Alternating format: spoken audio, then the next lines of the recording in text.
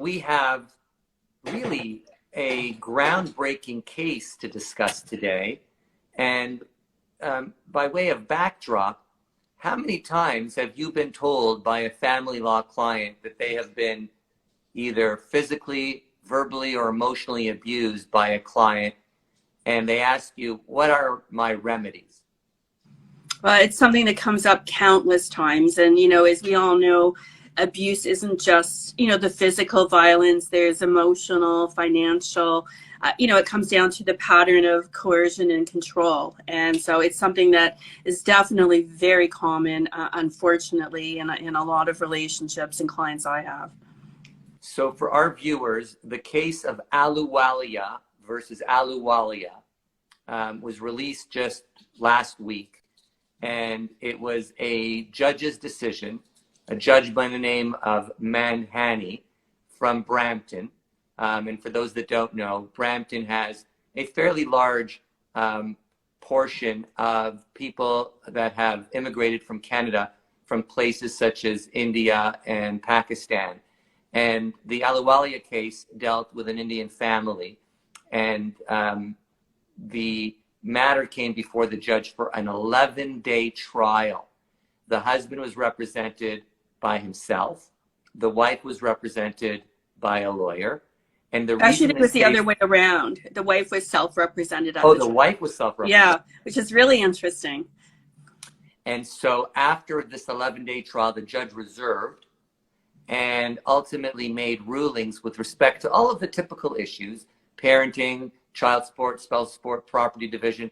But the part of this case that is the most remarkable is the judge awarded the woman $150,000 in damages for the coercive control, the abuse, the assaults, the denigration, really what this woman had been through.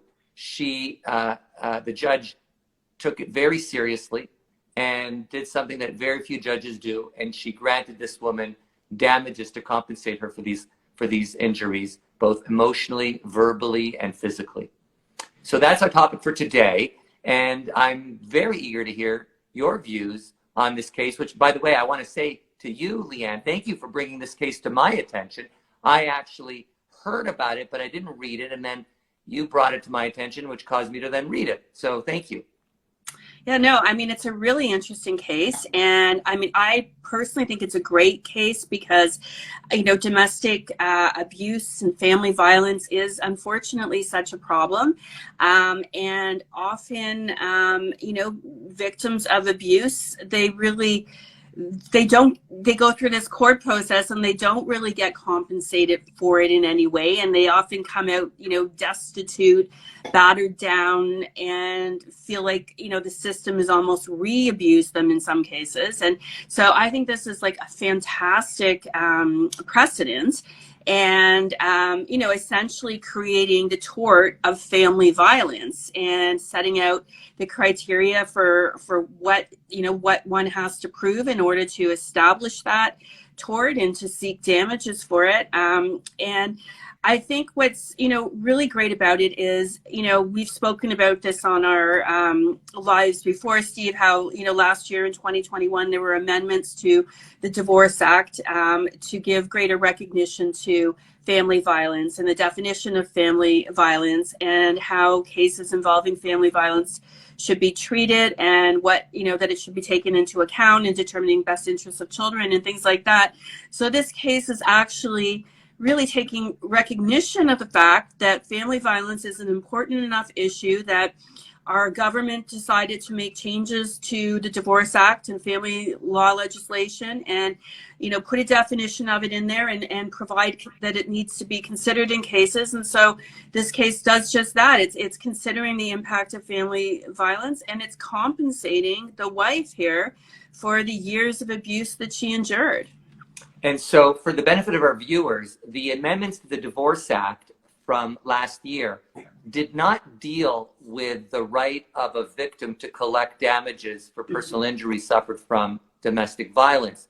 The amendments to the Divorce Act strictly dealt with parenting rights, and it dealt with things such as parenting time, parental decision-making, And in the context of the subject of parenting, the Divorce Act amendments specifically provided that family violence, and it was given quite an expansive definition. It's not just limited to physical assault. It includes all forms of violence, including harassment. It could be online harassment. It could be verbal. It could be emotional. It could be financial abuse. In any event, all of that form of financial violence was provided within the amendments of the Divorce Act dealing with the subject matter of parenting. Because historically, the legislation provided that behavior that is not directly related to parenting is not relevant. And so historically, where people would try to introduce into evidence of bad behavior, historically under the legislation, that evidence of bad behavior was not admissible because it wasn't relevant to determine parenting. Well, over time, the language of the legislation recognized that, well, there is a type of behavior that does impact parenting, and that is family violence. And so where the behavior directly impinges on parenting, it became relevant. That was under the provincial legislation. So then last March 2021, the federal government amended the Divorce Act to include an expansive definition of family violence and required judges and mediators and lawyers to consider family violence in context of parenting.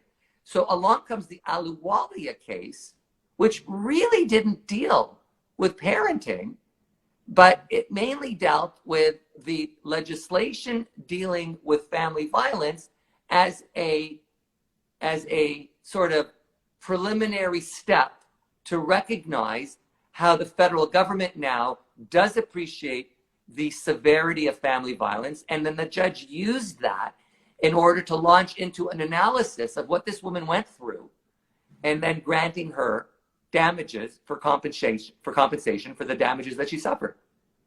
Yeah, no, it's very interesting. And in order to, just for listeners to have an understanding, what the court essentially said for this, creating this tort of family violence, somebody who wants to make that claim is going to have to essentially prove three things. So one, they're going to have to show that the other party was violent or threatening towards them. Number two, they're going to have to show that it constitutes a pattern of coercive and controlling behavior. And number three, they have to show that it causes the person to fear for their own safety or that of another person, like a child or, a family member. So those are three of the three elements of the tort of family violence. And, this is, as they say, this is a precedent-setting case. So, I think this is really helpful for victims of domestic violence moving forward. And what's also interesting in this case is that the wife was asking for $100,000 in damages, and she was awarded $150,000. So not only did the judge recognize this tort of family violence and award her damages for it, he awarded her even more than she was asking. So he was definitely, I don't know if the judge is a male or a female, but The female. So she was definitely, on the wife's side, certainly with respect to this issue. And I guess, one of the other things we should probably highlight about the case is, would you say, Steve, if someone's, kind of had an isolated situation of domestic violence, would that be sufficient, do you think, to establish this tort of family violence, or does it need to be something more? I think this, as much as this is groundbreaking case law, I want to be very clear with our viewers that a case like this would require significant evidence to be led that would cause a judge to provide a similar judgment. I find it so startling that this woman went through the entire process self-represented and alone and was still able to receive the justice, the respect, and ultimately the compensation that she did get.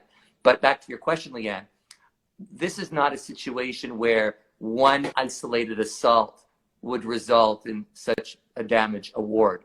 this is a case where this woman, by the way, by the time the judgment was released, she was 53. When they split up, she was 47. And so it was historical abuse that was shared with the judge during the trial that resulted in the damage award. And it was abuse that went on in many locations. This is a family that moved from India to Brampton to Edmonton, back to Brampton. And throughout all of these journeys as a family unit, she was constantly berated, denigrated, assaulted physically, but most importantly, she was very badly mentally scarred. And so we don't want that for anybody. And quite frankly, I would rather know that I never got a case like this, because it doesn't exist, than for me to have many of these types of cases, because they're so sad. And what I'd like to do, I actually wrote down one of the quotations that I wanted to share. And it was in paragraph 113. And again, for those of you that want to look it up, it's found on canlii.org, CANLII.org. You click Ontario, and then you can keyword search the name of the case. It's Ahluwalia, spelled AHLUWALIA. The name of the judge was Mandani, spelled MANDHANE. If you were to keyword search either of those, you'll find the 2022 case. Paragraph 113, quote, "While this damage award is high when compared to other cases, including spousal support, it reflects the overall pattern of coercion and control at play in family violence matters." And then later in the judgment, the judge awarded the 150 made up of 3 different components: $50,000 compensation for mental health disabilities and lost earning potential; $50,000 aggravated damages because the father preyed upon the mother's vulnerability as a racialized newcomer with cruel and demeaning behavior. And then another $50,000 in punitive damages to reflect the court's strong condemnation of the husband's behavior.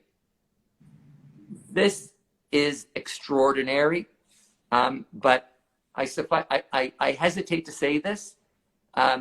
Even though we know there are many such cases, it takes a significant amount of courage for someone to come to court and give the testimony that would result in this outcome. And I grant it to Ms. Ahluwalia for being a woman that, despite being beaten down as badly as she was able to come to court and to stand up and give evidence in support of herself. And by doing so, she didn't only just seek catharsis for herself and, of course, compensation. She really serves as a beacon of light to so many people that are victims of violence, men included, people that are victims of violence who otherwise hide under the covers and don't reveal what they've gone through, unlike Ms. Ahluwalia, who did. And I say kudos to her for having that strength to do so. No, I totally agree. The courage she showed in, coming forward with it, but then, and also representing herself against her abuser. I can't even imagine the courage that would take to have to be in court, possibly cross-examining the very person who, it was abusive towards you. It's a phenomenal amount of courage. And, I think, now she's accomplished, she's somebody who literally has had an impact on our society because she's helped to create a precedent-setting case. whereby other, victims of horrific abuse, like what she endured, now have a case they can point to and bring it forward, to hopefully get compensated in some fashion themselves with, damages for the abuse they've endured. And I think that it's important for listeners to understand, and you touched upon this a bit already, Steve, is that I think for someone to be successful in this type of case, they are going to have to provide some significant evidence of an ongoing pattern of, coercion and control, coercive controlling behavior, whether it's financial, emotional, verbal, physical. I mean, in this case, there were all of those elements. I don't think that that's a necessary requirement that it be all of those elements, but it certainly, will be, in order to be awarded damages, you would have to establish that there's definitely a longer term pattern. And what's also interesting in this case is that there were, I think, 3 incidents that she had put in her pleadings where there had been, I think, incidents of violence. But as the case went on, it was really not so much just about those specific 3 incidents. It was about the overall pattern and countless incidents. And she had just cited 3 as examples. And that's something, again, as well for listeners to be aware of, is that if in this type of claim, you are going to have to give specific examples. It's not a situation where you can just say, well, he or she abused me, they abused me mentally, physically. You're going to have to cite specific examples where this happened and show the details of it. Right. This is clearly a case where I venture to guess that if she was represented by counsel, she may not have done as well. I think the judge recognized her vulnerabilities in such a way that may not have necessarily come out if she had been cloaked in legal counsel. The fact that the case itself demonstrated itself to be such a power imbalance, the husband with the money, with the lawyer, versus the woman with the abuse, self-represented, I really think this was a real David and Goliath presentation before the judge. And this judge was not going to simply look the other way. And she took it on, and she wrote a very lengthy decision, which I commend those who are watching to read. Definitely. So now the next question, do you think it'll be appealed? Yes. I do too. And this may very well be one of those cases that eventually makes its way all the way up to the Supreme Court of Canada. It would make some interesting law, and it would be great to get some direction at that level. But even the Ontario Court of Appeal would be interesting. So for our listeners, stay tuned. I mean, appeals take quite a while to work their way through the system, but this may very well not be the last time we've heard of this case. Correct. Nice talking to you, Leanne. Good talking to you. We'll see everybody next week.